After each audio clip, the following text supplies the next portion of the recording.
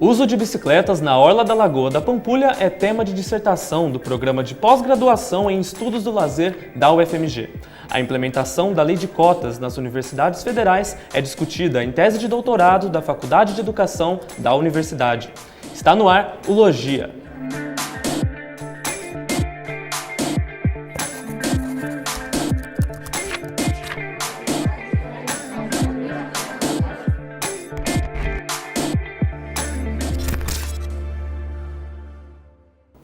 Olá, seja bem-vindo ao programa Logia. O uso de bicicletas na orla da Lagoa da Pampulha teve aumento por conta das requalificações urbanas ocorridas nos últimos anos. Mais do que um dado estatístico, o aumento é percebido por quem frequenta o local. A circulação dos ciclistas acompanhou uma melhoria na segurança e na atividade comercial da orla. Eu me encontrei com a mestra em lazer pela Escola de Educação Física, Fisioterapia e Terapia Ocupacional, Ludmila Miranda Sartori, para compreender a dissertação dela sobre o tema. Ciclistas movimentam o espaço público do Complexo da Pampulha. É o que investiga a pesquisa O uso da bicicleta na orla da Lagoa da Pampulha. Relações entre requalificações urbanas, o direito à cidade e experiências de lazer nos espaços públicos. O uso da bicicleta ele sempre foi muito expressivo ali no local. Existe uma cultura muito antiga que as pessoas usam a orla para treinar. Só que com a intervenção da ciclovia que foi implantada ali a partir de 2013, aumentou muito o número de ciclistas e a diversidade de ciclistas que passaram a frequentar o espaço. Foram de fato intervenções públicas expressivas voltadas para o uso da bicicleta, que de fato a gente vê que mudou ali a lógica do espaço e a forma de uso desse espaço. Requalificações urbanas são intervenções públicas para modificar o espaço urbano a fim de agregar valor monetário ou turístico. As mudanças estudadas no Complexo da Pampulha começaram com a Copa de 2014. No período 2013-2016, várias reformas, requalificações ocorreram ali naquele espaço, que é a orla da Lagoa da Pampulha. E muitas vezes a gente vê que as discussões a respeito dos mega-eventos e dessas requalificações urbanas, muitas vezes elas são tratadas só pelo lado do turismo, pela perspectiva de como atrair mais pessoas da cidade. A dissertação procura entender as requalificações do complexo, partindo da conexão entre mudanças no espaço urbano e relação das pessoas com o local. O lazer, a saúde, a mobilidade urbana, elas se relacionam, principalmente quando a gente vai falar de cidade. No caso da Lagoa da Pampulha, a nossa pesquisa ela tentou investigar qual o impacto dessas requalificações para o cotidiano da cidade, para os moradores, e também do turista, não só do turista de fora, mas o turista morador, né, também que tem essa discussão, e procurar investigar esses impactos, essas mudanças que trouxeram para a apropriação do espaço, porque uma intervenção urbana ela pode trazer diversas modificações na forma de uso dos espaços. A metodologia contou com pesquisa documental e investigação de notícias em jornais locais antes das entrevistas. Foram 33 entrevistados, dentre eles, a maioria foram ciclistas que conheciam já a orla da Lagoa, que já frequentavam e frequentam esse espaço antes das reformas e continuam frequentando. Então a pessoa tinha que ter essa relação com esse espaço e conhecer esse espaço antes e depois.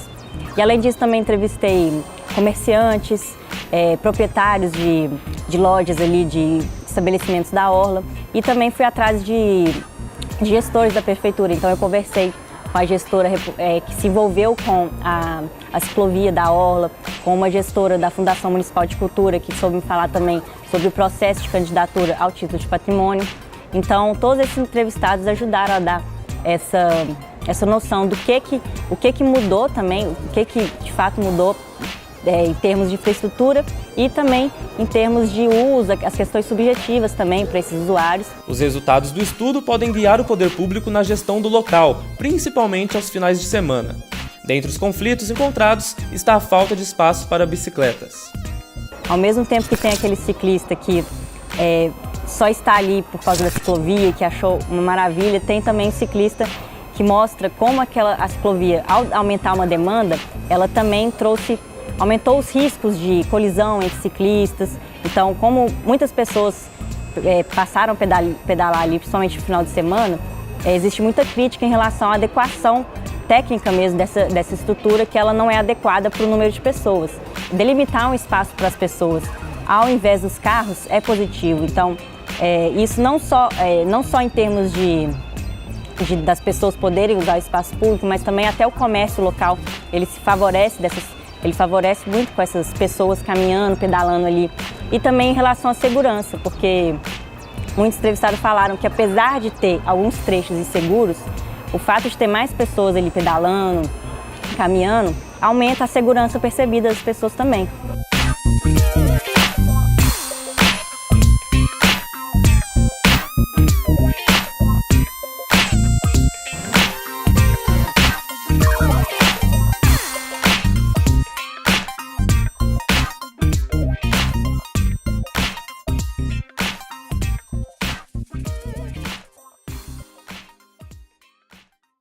A Lei nº 12.711, de 29 de agosto de 2012, é conhecida como a Lei de Cotas e faz parte de uma série de iniciativas adotadas no país para garantir a inclusão social e a democratização do ensino superior. Adilson Pereira dos Santos, doutor pela Faculdade de Educação da UFMG e pró-reitor adjunto de graduação da Universidade Federal de Ouro Preto, a UFOP, teve como tema da tese dele o processo de implementação da Lei de Cotas em 3 universidades federais. E ele está aqui hoje para conversar com a gente. Adilson, muito obrigado por ter aceito o nosso convite. Eu gostaria de começar perguntando ao senhor o que motivou o senhor a pesquisar a implementação da Lei de Cotas em universidades federais. Eu é que agradeço a oportunidade de socializar o estudo realizado aqui no doutorado. E as motivações foram 2 principais motivações. A principal delas, o fato de eu ser servidor público lotado na Pró-Reitoria de Graduação da Universidade Federal de Ouro Preto. E também, além disso, eu sou militante pela promoção da igualdade racial. Então, esses 2 fatores associados me motivaram a realizar o estudo nessa perspectiva sobre esse tema. E, em específico, no ensino superior, quais mudanças a Lei de Cotas ela propõe realizar e quais o senhor acha que ela realmente está realizando? Olha, a Lei de Cotas, como anunciado no início do programa aqui, dessa entrevista, ela tem como objetivo promover, contribuir para a democratização com a inclusão social. Então, essa é a ideia. A principal contribuição dela nesse sentido diz respeito exatamente na reconfiguração do perfil do acadêmico que até então estavam nas universidades federais, sobretudo naqueles cursos de mais alto prestígio social. A ideia é fazer com que a universidade seja um pouco mais representativa da sociedade a qual ela está inserida. Então é nesse sentido, acho que essa é a principal contribuição que essa lei se propõe. Mas ela tem conquistado isso? Olha, sem dúvida que sim, porque os percentuais têm ampliado. Há cursos como cursos de medicina, em que se não houvesse uma política como essa, praticamente não ingressariam pessoas oriundas da escola pública. Tampouco de baixa renda e muito menos aquelas que se autodeclaram como pretas, pardas e também as pessoas com deficiência. Com isso, a lei acaba contribuindo e tem aumentado a presença dessas pessoas na universidade. Os objetivos específicos da pesquisa do senhor, eles vão de analisar procedimentos institucionais até identificar recursos humanos e materiais para a regulação das cotas. Como que esses objetivos eles foram traçados pelo senhor? Olha, como eu já mencionei, o fato de a perspectiva do olhar que eu procurei empreender nessa pesquisa foi o olhar da gestão, eu quis muito tentar focalizar em que medida os procedimentos, as inovações que a lei trouxe e a sua respectiva regulamentação interferiria ou interferiu objetivamente na gestão, para, obviamente, assegurar o objetivo maior da lei, que é a promoção da inclusão desses segmentos na instituição. Porque os procedimentos de matrículas nas 3 instituições pesquisadas, por exemplo, eles eram muito distintos do que ocorria antes do advento da lei. Então, as instituições elas precisaram de se ajustar, todas elas, para procedimentos semelhantes a partir do momento que a lei é promulgada. E falando sobre as instituições, as escolhidas pelo senhor foram a Universidade Federal de Minas Gerais, a Universidade Federal de Viçosa e a Universidade Federal de Ouro Preto. Como foi o processo de escolha dessas instituições? Nós levamos em consideração das tratativas, junto com a minha orientadora, a professora Maria do Carmo de Lacerda Peixoto, aqui da Faculdade de Educação, vários aspectos para a definição das instituições. Poderia, por exemplo, pegar qualquer outra universidade do Brasil, mas nós optamos, obviamente, por estar em Minas Gerais, que é o estado a unidade da federação, que há o maior número de universidades, considerando outros estados. Nós temos aqui 12 instituições do estado de Minas Gerais com características de universidade. Além dessas, nós temos 8 institutos federais, todas essas instituições subordinadas à lei de cotas. Então, nós avaliamos que um estudo em Minas Gerais poderia ser representativo para o restante do país.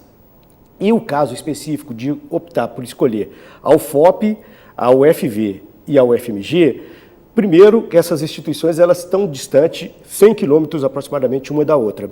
E antes do advento da lei de cotas, elas praticavam políticas de ação afirmativa distintas uma da outra. A UFOP, por exemplo, reservava 30% das suas vagas para alunos de escola pública.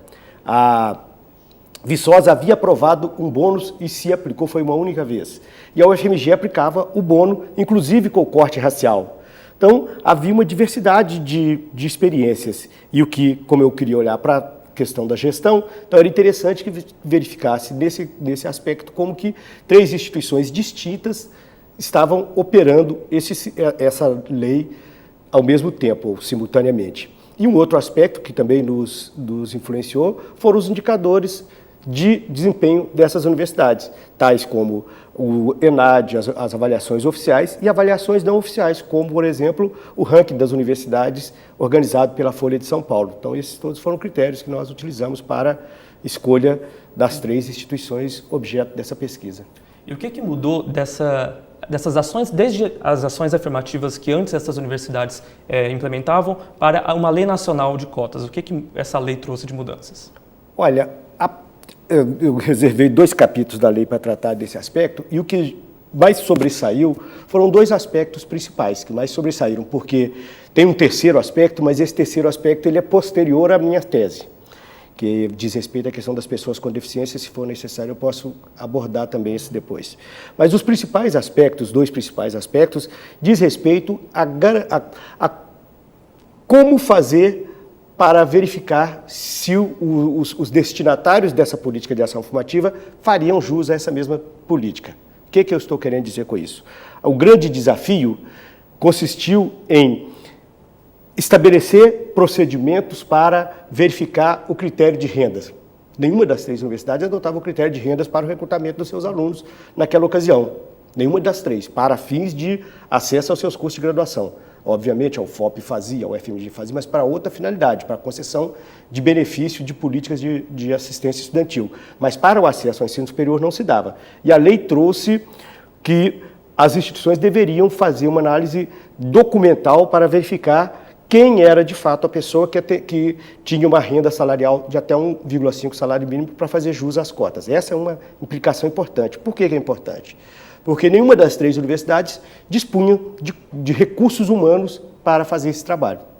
Então, elas tiveram que se ajustar, e cada uma está se ajustando ao seu modo. A minha universidade, até hoje, uma lei que foi aplicada pela primeira vez em 2013, até hoje não encontrou um modo regular de fazer esse procedimento. O outro procedimento, que eu considero bastante relevante, diz respeito à questão de como tratar quem faria jus e qual critério seria utilizado para conceder uma bolsa pelo critério racial. Num primeiro momento, eu mencionei aqui que, como militante do movimento social negro, nós atrás defendíamos a autodeclaração e quase que dávamos à autodeclaração o estatuto da veracidade absoluta. Mas o que nós passamos a assistir, inclusive adentrou na minha tese, foi uma sucessão de denúncias essas inclusive confirmando. Então esse é um outro aspecto problemático da lei de cotas e a sua implementação. E o senhor, durante sua pesquisa, aplicou questionários a estudantes para aprender as opiniões deles sobre a lei de cotas. Eu queria saber por que as turmas de medicina e psicologia foram escolhidas. Na verdade, foi pedagogia e medicina. Eu trabalhei com os cursos de pedagogia e medicina dessas 2 universidades. E aí foi uma opção metodológica também, tendo em vista o fato de se tratar de um curso não muito concorrido, no caso o curso de pedagogia, e um outro curso altamente concorrido. Então nós queríamos aprender as opiniões de um universo de estudantes que fosse também representativo do campus universitário. O desejável seria ter um curso do meio também, né? Mas não houve perna para poder fazer tudo isso na pesquisa. Então, restringimos esses 2 cursos. E o levantamento teórico da tese do senhor ele é bastante denso. Quais autores ou teorias o senhor ele destaca para o estudo das cotas? Olha, a base, o fundamento teórico que dá sustentabilidade à minha tese, são 3 capítulos que eu dedico a isso. Um primeiro capítulo em que eu procuro contextualizar as políticas de ações afirmativas numa discussão mais ampla das políticas públicas e das desigualdades. Em seguida, faço uma discussão tentando apreender como que essas experiências de ações afirmativas são desenvolvidas ao redor do mundo. Então, eu tenho um capítulo específico que eu trato das experiências de ações afirmativas. Por que é importante se fazer esse tipo de estudo? Porque a nossa lei de cotas, que é uma expressão de uma modalidade, de uma política de ação afirmativa, é uma modalidade de política de ação afirmativa, ela tem uma peculiaridade que é muito própria da nossa realidade, que ela é uma política híbrida, ela tentou contemplar diversos beneficiários numa única política de ação afirmativa. E esse capítulo que eu dedico a uma pesquisa ao redor do mundo, o que eu observei é que a maioria das políticas de ações afirmativas ao redor do mundo, elas focalizavam segmentos étnicos. Os intocáveis da Índia, os negros dos Estados Unidos e África do Sul e por aí adiante. Isso não era o comum como a lei brasileira. E, por fim, a discussão teórica que eu faço é a discussão sobre a questão do acesso ao ensino superior no Brasil, que é marcadamente elitista e cujo acesso geralmente restrito a determinados segmentos. Daí a importância de uma lei para contribuir para a inclusão social de determinados segmentos. E, para finalizar, falando sobre as considerações finais da sua pesquisa, essas considerações apontam para qual futuro da lei das cotas? Olha, eu tendo a acreditar que a lei das cotas, elas vieram para ficar. Elas devem perdurar, porque a dívida, que eu digo, a recomposição, a reconfiguração do corpo discente da universidade ainda vai levar algum tempo. E o que será necessário é que as instituições permanentemente avaliem o processo de implementação dessa política. Então, de alguma maneira, a minha tese é uma primeira aventura na tentativa de avaliar esse processo de implementação. Obviamente, ele será necessário de ter continuidade e prosseguimento ao longo dos anos, né? Inclusive, há uma previsão de revisão dessa lei no ano de 2026. Até lá, muitos estudos, muitos trabalhos deverão ser feitos nesse sentido. Adilson, infelizmente, nosso tempo acabou. Eu queria agradecer novamente o senhor por ter aceito o nosso convite aqui hoje. E o Logia desse mês termina aqui. Muito obrigado pela companhia e a gente se vê na próxima.